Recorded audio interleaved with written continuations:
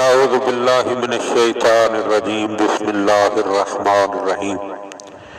Live نہج البلاغہ channel مومنین کی خدمت میں مختلف دعاؤں کے فضائل بیان کرنے کی سعادت حاصل کر رہا ہے۔ دعائے معراج۔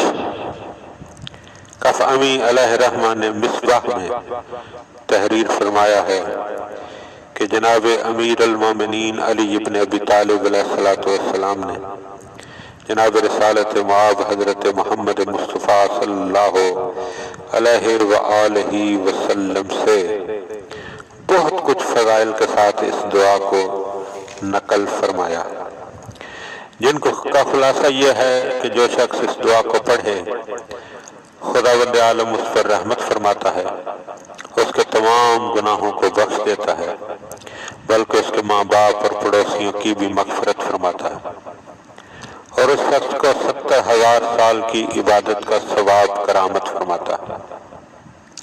ہر قسم کے غم و ہم اس سے دور ہوتے ہیں، اس کا قرض ادا ہوتا ہے، اور جو کوئی اس دعا کو مشک و زعفران سے لکھ کر بیمار کو پلائے تو مریض کو شفا حاصل ہوتی ہے۔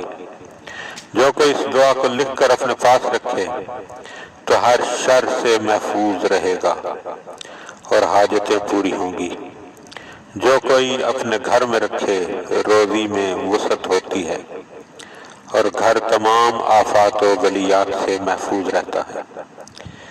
غرض کہ اس دعا کے واسطے سے حاجت طلب کرنے میں ہر مشکل آسان ہوتی ہے، اور اس دعا کو دعائے معراج کہتے ہیں۔